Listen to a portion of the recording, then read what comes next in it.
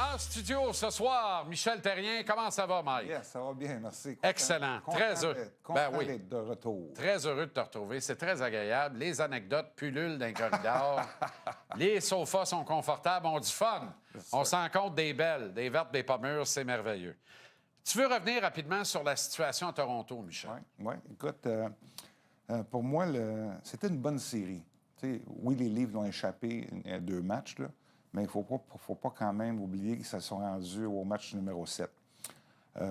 Pour moi, cette série-là, ça a été la victoire des choristes contre les solistes. On a vu une vraie équipe de hockey contre des bons joueurs de hockey.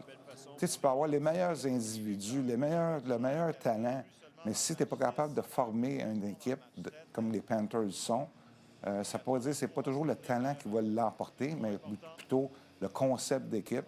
Puis je pense que c'est ça qu'on a vu dans cette série-là, parce qu'à Toronto, il y a beaucoup de talent dans cette équipe-là, mais malheureusement, ils ne sont pas capables de grandir, aller chercher une Coupe Stanley.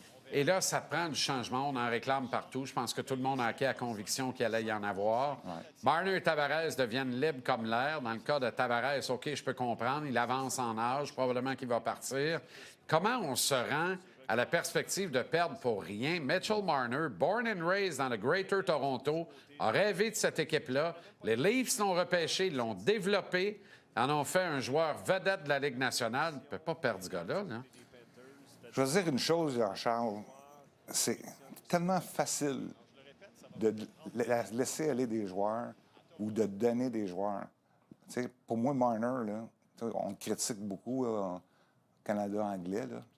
C'est un gros marché. Ça doit être pesant pour lui aussi. Puis ça devient une distraction aussi pour l'équipe. Est-ce que lui va vouloir vivre ça encore? Je ne le sais pas. Il est en position un peu de choisir sa destinée. Est-ce que les Maple Leafs, à cause de cette distraction-là, vont vouloir le garder? Une chose est certaine, il y a des grosses décisions qui s'en viennent du côté de Toronto. Puis ça ne sera pas des décisions qui vont être faciles. Parce que il faut qu'ils remplacent ces joueurs de hockey-là. C'est le challenge de toutes les équipes dans la Ligue nationale. Je regarde aller les Panthères de la Floride, Michel, qui s'acheminent vers une 3e présence de suite en finale et peut-être une 2e conquête de suite de la Coupe Stanley, ce qui n'est pas banal dans le hockey de 2025. Ouais.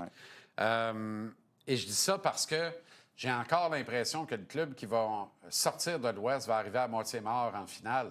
L'égal des Oilers l'an dernier, ça a été quoi la nuance entre Floride et Oilers? Ça se peut-tu que les Oilers, de se faire attendrir pendant 3 rondes de série, notamment contre Dallas en finale d'association, a fini par les rattraper dans leur dernier retranchement dans la grande finale? Puis ça se peut-tu que le même sort attende des Stars cette année s'ils réussissent d'abord à se venger des Oilers en finale d'association? Oui, premièrement, là, on a des séries extraordinaires depuis le début. Là, je trouve ça, c'est incroyable encore. Du côté de Dallas, là, pour se rendre dans le carré d'as, ils ont passé à travers le Colorado, Winnipeg, puis là, Edmonton est là. Ça ne sera pas facile pour Edmonton, mais j'aimerais ça qu'ils gagnent pour Connor McDavid. Oui, je le sais. Tu comprends? J'aimerais ça, parce que il y a eu Gretzky, il y a eu Lemieux, il y a eu Crosby, il y a eu Ovechkin. Tu sais, on dit ce qu'on veut pas, c'est le meilleur joueur de cette génération-là. Ouais. Puis tu souhaites que les meilleurs joueurs, éventuellement, remportent une Coupe Stanley. Est-ce que ça va être cette année? Est-ce que ça va être dans 1 an, dans 2 ans? Je ne le sais pas.